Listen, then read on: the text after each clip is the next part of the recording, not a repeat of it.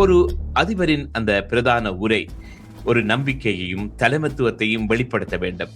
ஆனால் இந்த உரையின் அவசரம், வாசிப்பு தவறுகள், குழப்பமான தகவல் வளங்கள் ஆகியவை கவனத்துக்கு வந்தன. இது பலராலும் இது அவதானிக்கப்பட்டது.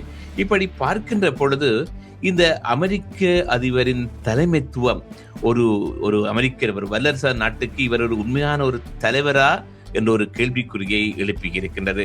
இதை பற்றி உங்களுடைய கருத்து என்ன? தங்களுடைய 6 டிரில்லியன், அதாவது ஒவ்வொரு அமெரிக்கனுடைய தலையிலும் $37,000 $40,000 கடனாக இருக்கின்றது. அதற்கு உண்மையிலேயே அவர்கள் கட்டப்போவதில்லை, அரசுதான் அந்த கடனிலிருந்து மீள வர வேண்டும். அதற்கான வழியாக இந்த சுங்க வரி என்கின்ற பல நூற்றாண்டுகளுக்கு முதலிருந்து பிழைத்து போன ஒரு பொருளாதார கொள்கையை கொண்டு வருகின்றனர். குடியேற்றவாசிகள் மீதான வெறுப்புத்தன்மை கவிழ்ந்த ஒரு உரையாகவும் அதனிலிருந்து தாங்கள் எவ்வாறு மீண்டு வருகின்றோம். அவர்களுக்கு நிதி சம்பந்தமான பிரச்சனைகள் இருக்கின்றன.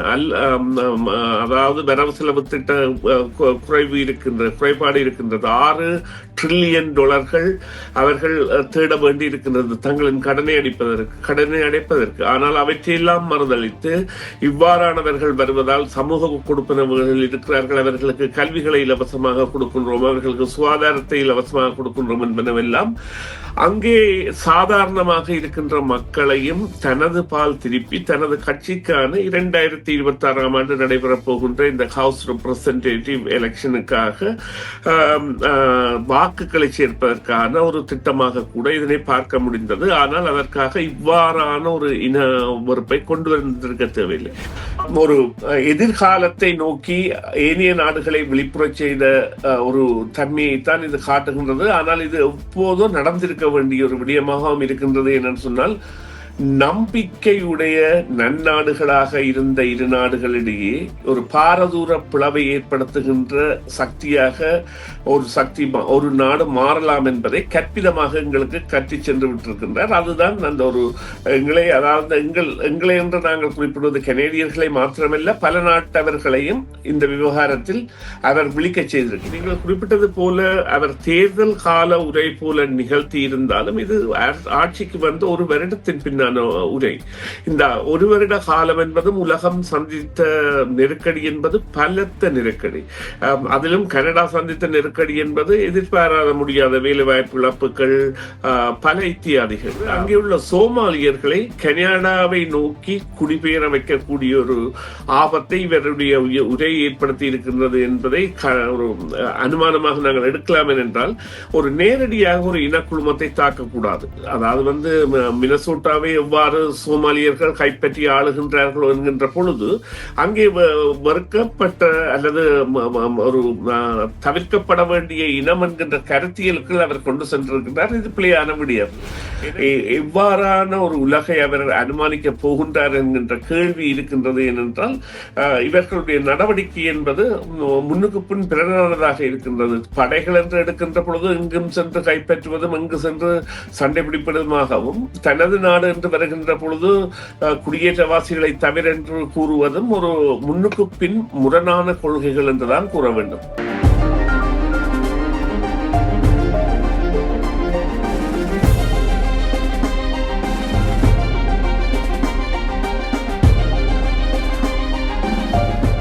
அமெரிக்க அதிபர் டொனால்ட் ட்ரம்ப் நாட்டு மக்களுக்கான உரையை நிகழ்த்தியிருந்தார். அந்த உரை பலத்த எதிர்பார்ப்புடன் மக்களால் பார்க்கப்பட்ட ஒரு உரையாகவும் இருந்தது. அந்த உரையின் சாராம்சத்தை நாங்கள் பார்க்கின்ற பொழுது, அவர் தான் பதவியேற்ற 11 மாதத்தில் தன்னுடைய சாதனைகளை சொல்வதற்காக அந்த உரை நடக்கும் என்று எதிர்பார்க்கப்பட்டிருந்தது. அதற்கு மாறாக அவரது உரையில் அவர் ஜோ பைடன், அதாவது முன்னாள் ஜனாதிபதி தான் அமெரிக்கா இப்படியான நிலைமைக்கு இருக்கிறதுக்கு காரணம் என்ற ஒரு கருத்தையும் வெளியிட்டு இருந்தார். அதைவிட அவருடைய உரையில் சொல்லப்பட்ட தகவல்கள் எல்லாம் உண்மைக்கு புறம்பானவையாகவும் திரித்து கூறப்பட்டவையாகவும் கருதப்பட்டு கொண்டு இருக்கின்றது. பொதுவாகவே இந்த ட்ரம்பின் இந்த ஆட்சி காலத்தில் ஒரு கருத்து கணிப்பின்படி 62% மக்கள் அவருடைய ஆட்சியில் முன்னேற்றம் இல்லாத ஒரு ஆட்சியாக கருதுவதாகவும் கருத்து கணிப்பு காட்டுகின்றது.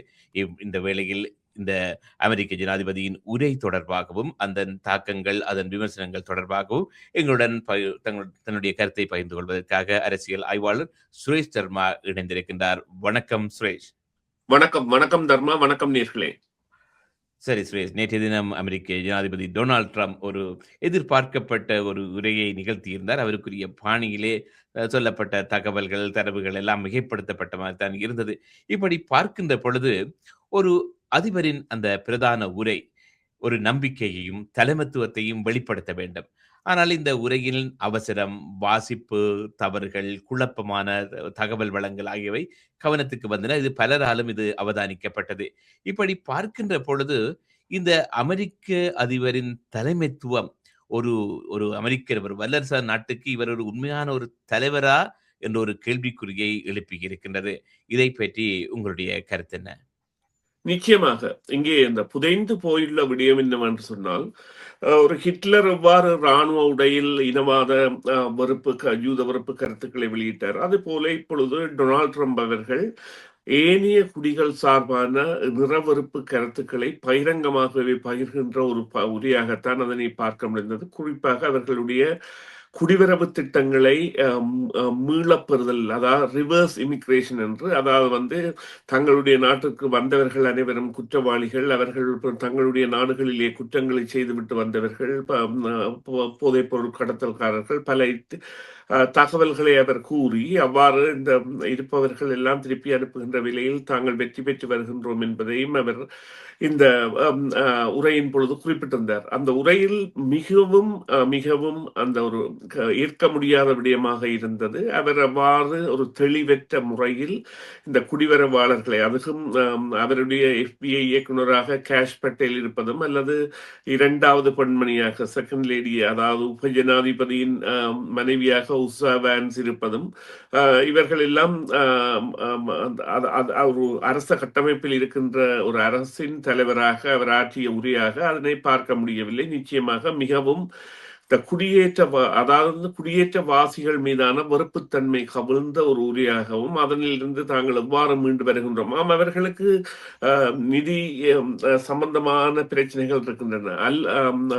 அதாவது வரவு செலவு திட்ட குறைபாடு இருக்கின்றது. 6 டிரில்லியன் டாலர்கள் அவர்கள் தேட வேண்டி இருக்கின்றது தங்களின் கடனை அடைப்பதற்கு. ஆனால் அவற்றையெல்லாம் மறுதளித்து, இவ்வாறானவர்கள் வருவதால் சமூக கொடுப்பனவர்கள் இருக்கிறார்கள், அவர்களுக்கு கல்விகளை இலவசமாக கொடுக்கின்றோம், அவர்களுக்கு சுகாதாரத்தை இலவசமாக கொடுக்கின்றோம் என்பனவெல்லாம் அங்கே சாதாரணமாக இருக்கின்ற மக்களையும் தனது பால் திருப்பி தனது கட்சிக்கான 2026ஆம் ஆண்டு நடைபெறப் போகின்ற இந்த ஹவுஸ் ரெப்ரசன்டேட்டிவ் எலெக்ஷனுக்காக வாக்குகளை சேர்ப்பதற்கான ஒரு திட்டமாக கூட இதனை பார்க்க முடிந்தது. ஆனால் அதற்காக இவ்வாறான ஒரு இன வெறுப்பை கொண்டு வந்திருக்க தேவையில்லை.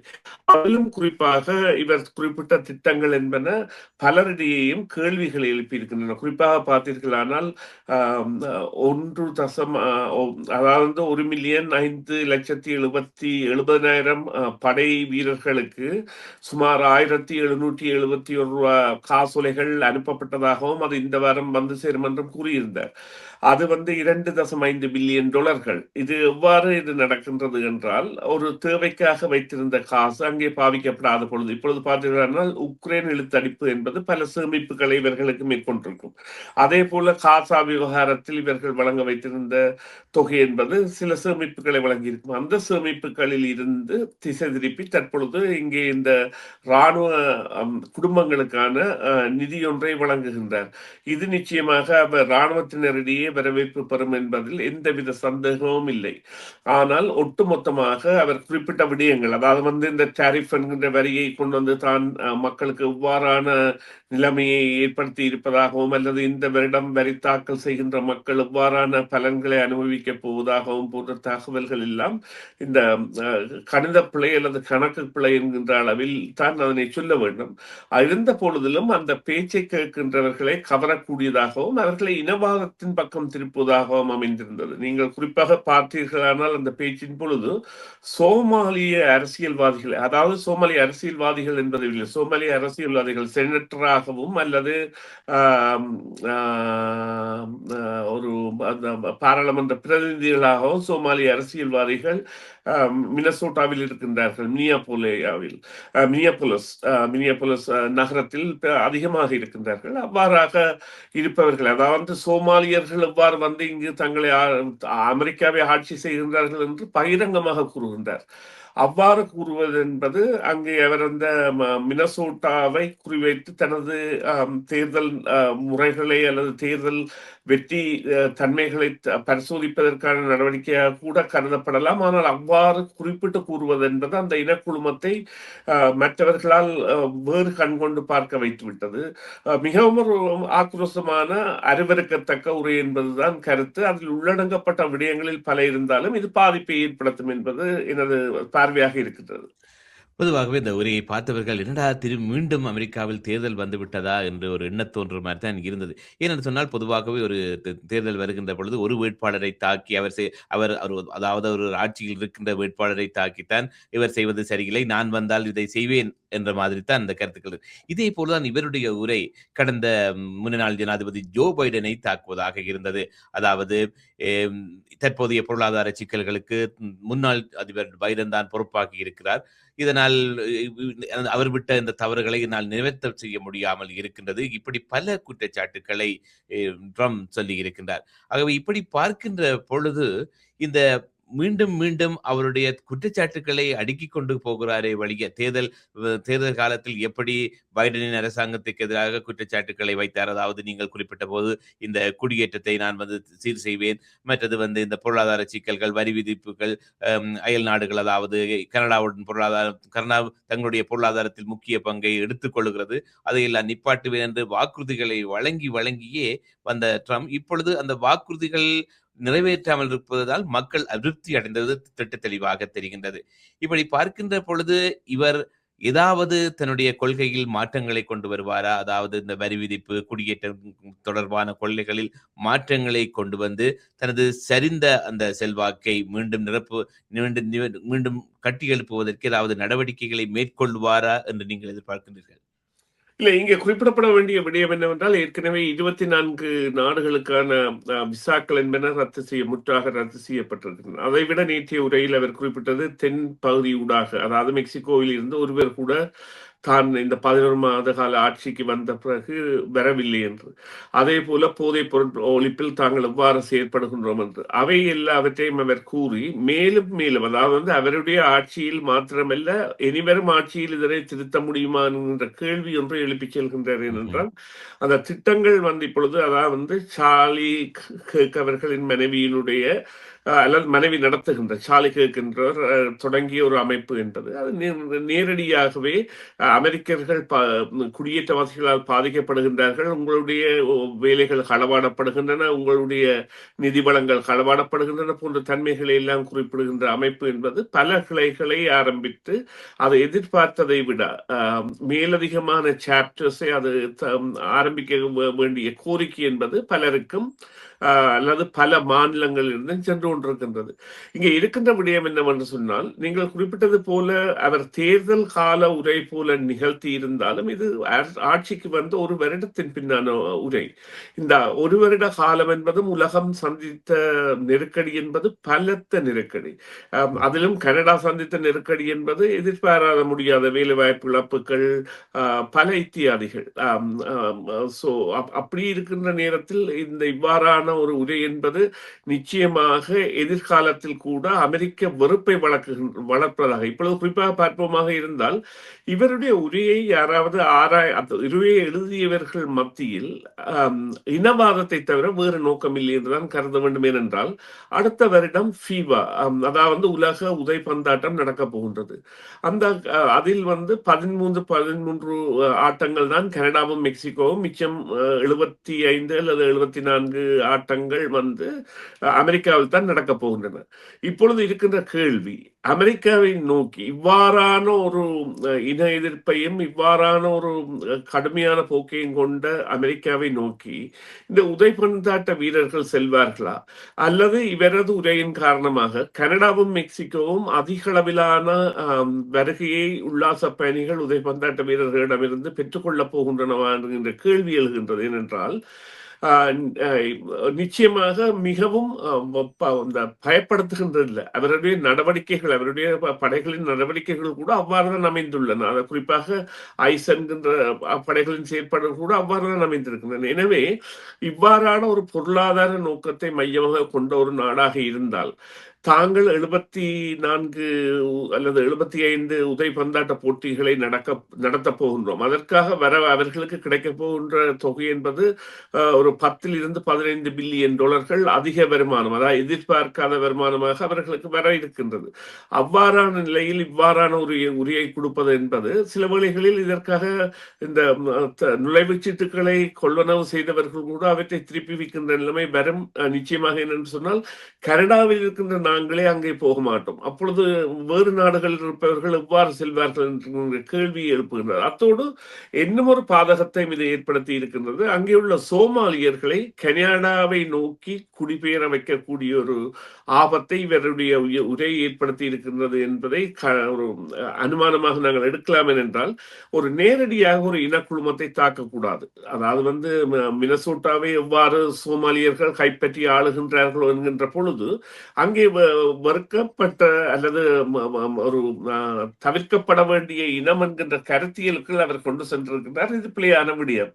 எனவே இது இந்த இனவாதம் என்பதை வளர்க்கின்ற ஒரு நாயகனாக அல்லது America make America great again என்கின்ற திட்டத்தின் கீழ் இந்த ரிவர்ஸ் இமிகிரேஷன் பாலிசி அது போன்றவற்றை கொண்டு வந்து குடியேற்றவாசிகளில் அதாவது இருக்கின்ற பத்திரங்கள் இல்லாதவர்கள் அல்லது கிரீன் கார்டு இல்லாதவர்களை வெளியேற்றுதல் போன்றவற்றை எல்லாம் கொண்டு வருகின்ற பொழுது எவ்வாறான ஒரு உலகை அவர் அனுமானிக்க போகின்றார் என்கின்ற கேள்வி இருக்கின்றது. ஏனென்றால் இவர்களுடைய நடவடிக்கை என்பது முன்னுக்கு பின் பிறனானதாக இருக்கின்றது. படைகள் என்று எடுக்கின்ற பொழுது இங்கும் சென்று கைப்பற்றுவதும் இங்கு சென்று சண்டை பிடிப்பதுமாகவும், தனது நாடு என்று வருகின்ற பொழுது குடியேற்றவாசிகளை தவிர என்று கூறுவதும் ஒரு முன்னுக்கு பின் முரணான கொள்கைகள் என்றுதான் கூற வேண்டும். பொதுவாகவே இந்த உலகிலே பணவீக்கம், குற்றச்செயல்கள், குடியேற்றம் போன்ற பல விடயங்களை அவர் தொட்டுச் சென்றார். ஆனால் தவறான மிகைப்படுத்தப்பட்ட தகவல்கள் இடம்பெற்றதாக ஊடகங்கள் சுட்டிக்காட்டியிருக்கின்றன. இப்படிப்பட்ட உண்மை தவறுகள் தொடர்ந்து நிகழும் பொழுது பொதுமக்கள் மத்தியிலே உண்மையாக இருக்கும் மதிப்பையும் இந்த ஜனநாயக அரசில் விவாதத்தின் தரத்தையும் இது வெகுவாகவே பாதித்து இருக்கின்றது. ஆகவே நீங்கள் ஆரம்பத்திலே குறிப்பிட்டது போல ஒரு தலைவருக்கான அந்த ஒரு உரையாகவே இது தென்படவில்லை. மாறாக ஏதோ யாரோ கொடுத்திருக்கின்றார்கள். அதை ஒழுங்காகவே புரிந்து கொள்ளாமல் வாசித்தப்பட்ட ஒரு உரையாகவும், தனக்குரிய பாணியிலே நிகழ்த்தப்பட்ட உரையாகவும், ட்ரம்புக்கே உரிய ஸ்டைலில் அமைந்த ஒரு உரையாகவுமே இது இருந்திருக்கின்றது. ஆகவே இப்படி பார்க்கின்ற பொழுது இந்த உலக நாடுகளில் அரசியல் தலைவர்களுடன் மற்றவரையும் ஒப்பிடுகின்ற பொழுது இந்த இந்த ஜனநாயகம் என்ற ஒரு போக்கை இவர் ஏன் கடைபிடிக்க தவறுகிறார் என்ற ஒரு கேள்வி வருகின்றது. இதை பற்றி உங்களுடைய கருத்து என்ன சுருக்கமாக? இல்லை, அதற்குத்தான் நாங்கள் முதலே பதிலளித்து விட்டோம். என்னவென்று சொன்னால், அவர் நம்புகின்றார் தங்களுடைய 6 டிரில்லியன், அதாவது ஒவ்வொரு அமெரிக்கனுடைய தலையிலும் 37,000 $40,000 கடனாக இருக்கின்றது. அதற்கு உண்மையிலே அவர்கள் கட்டப்போவதில்லை. அரசுதான் அந்த கடனிலிருந்து மீள வர வேண்டும். அதற்கான வழியாக இந்த சுங்க வரி என்கின்ற பல நூற்றாண்டுகளுக்கு முதலிருந்து பிழைத்து போன ஒரு பொருளாதார கொள்கையை கொண்டு வருகின்றார். ஆனால் அதன் பிரதி பெறுபவர்களாக அமெரிக்கர்களே இருக்க போகின்றார்கள். அமெரிக்கர்கள் தான் அதற்கான இறுதி பருவத்தை செலுத்த வேண்டியவர்களாக இருக்க போகின்றார்கள் என்ற உண்மையை அவர்கள் புரிந்து கொள்ள இன்னும் 1 ஆண்டு அல்லது 2 ஆண்டு எடுக்கும். என்று சொன்னால் தற்பொழுது அவர் அந்த விலை குறைப்பு, பானின் விலை குறைந்தது, முட்டையின் விலை குறைந்தது போன்ற பல விடயங்களை ஒரு மலினமாக சொல்லி இருந்தார். அவ்வாறான சந்தர்ப்பங்களில் இருந்து மக்கள் மீண்டு தான் ஒரு வருகின்ற பொழுது இவ்வாறான நடவடிக்கைகள் என்பது தொடர்வது என்பது இல்லாமல் இலகுவான தன்மையை அடைய வேண்டியதை அவர்களுக்கு காலம் போட்டும். அதற்குரிய தேர்தல் 2026ஆம் ஆண்டு தேர்தல் வருகின்றது. தான் எவ்வாறு வெற்றி பெற்றாரோ அதே பாணியில் வெற்றி பெறுவதற்காக ஒரு முயற்சியை மேற்கொண்டிருக்கிறார். அதற்காக அவர் குறிப்பிடுகின்ற விடயங்கள் என்பன பாரதூரமானவை. பொறுத்திருந்து பார்ப்போம். சரி, பார்க்கின்ற பொழுது இந்த ட்ரம்பின் ஆட்சியில் நீங்கள் கவனித்த ஏதாவது ஒரு நேர்மறையான, ஏதாவது பாசிட்டிவான விடயங்கள் இருக்கின்றதா இவருடைய ஆட்சி காலத்தில், இந்த 11 மாத காலத்தில்? ஆமாம்.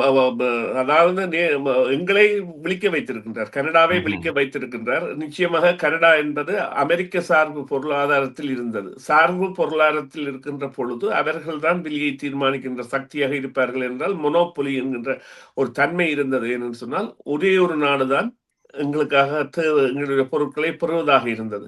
எனவே அவர்களால் விலையை நிர்ணயிக்க முடிந்தது. இப்பொழுது நாங்கள் சந்தையை திறந்து வருகின்றோம். கனேடியர்கள் சந்தையை திறந்து ஐரோப்பா, இதர நாடுகளுடன் இவ்வாறான இயற்கை வாயுவாக இருக்கட்டும், எரிபொருளாக இருக்கட்டும், கரிமப் பொருள்களாக இருக்கட்டும், பல விடயங்களையும் சந்தைகளை திறக்கின்ற பொழுது கனடாவால் விலைகளை நிர்ணயிக்க முடிகின்றது. ஆனால் உடனடி தாக்கம் என்பது கனடாவிற்கு இருக்கின்றது. நிச்சயமாக பல வேலைகள் இழக்கப்பட்டிருக்கின்றன. பொருளாதார மந்தநிலை ஏற்பட்டிருக்கின்றது. பார ஊர்திகளின் போக்குவரத்து என்பது, அது ரயில் சேவையாக இருக்கட்டும் அல்லது தெருக்களில் செல்கின்ற ட்ரக் சர்வீசஸ் ஆக இருக்கட்டும், பார ஊர்திகளாக இருக்கட்டும், அவற்றின் சேவைகள் எல்லாம் குறைந்திருக்கின்றன. எனவே ஒரு எதிர்காலத்தை நோக்கி ஏனைய நாடுகளை விழிப்புறச் செய்த ஒரு தன்மையைத்தான் இது காட்டுகின்றது. ஆனால் இது எப்போதும் நடந்திருக்க வேண்டிய ஒரு விடயமாகவும் இருக்கின்றது. என்னன்னு சொன்னால், நம்பிக்கையுடைய நன்னாடுகளாக இருந்த இரு நாடுகளிடையே ஒரு பாரதூர பிளவை ஏற்படுத்துகின்ற சக்தியாக ஒரு நாடு மாறலாம் என்பதை கற்பிதமாக எங்களுக்கு கற்றுச் சென்று விட்டிருக்கின்றார். அதுதான் அந்த ஒரு அதாவது எங்களை என்று நாங்கள் குறிப்பிடுவது கனேடியர்களை மாத்திரமல்ல, பல நாட்டவர்களையும் இந்த விவகாரத்தில் அவர் விழிக்கச் செய்திருக்கின்றார். நன்றி சுரேஷ். இந்த வேளையில் சிரமத்தை பாராமல் இந்த காலை வேளையில் புத்தமது காலை நிகழ்ச்சியூடாக இணைந்து கொண்டு உங்கள் கருத்துக்களை பகிர்ந்து கொண்டதற்கு மீண்டும் ஒரு பொழுதில் சந்திக்கலாம். நன்றி சுரேஷ். நன்றி தர்மா. நன்றி நேயர்களே. மீண்டும் ஒரு பொழுதில் சந்திப்போம். சிஎம்ஆர் யூடியூப் சேனலில் இணைந்திருக்கும் நேர்கள் அனைவருக்கும் எமது நன்றி. காமெண்ட்ஸ் பகுதியில் உங்கள் கருத்துக்களை தெரிவிக்க தவறாதீர்கள். முக்கிய செய்திகள், காணொளி தொகுப்புகள், நேர்காணல் என பலதரப்பட்ட அம்சங்களையும் உங்களுக்காக தருகின்றது சிஎம்ஆர் யூடியூப் சேனல். சிஎம்ஆர் என்று சர்ச் செய்து எமது யூடியூப் சேனலை சப்ஸ்கிரைப் பண்ணுங்கள். உங்கள் உற்றார் உறவினர் நண்பர்களோடும் இந்த காணொளி தொகுப்புகளை பகிர்ந்து கொள்ளுங்கள். அருகில் இருக்கின்ற முக்கிய காணொளி தொகுப்புகளையும் தவறவிடாமல் பாருங்கள்.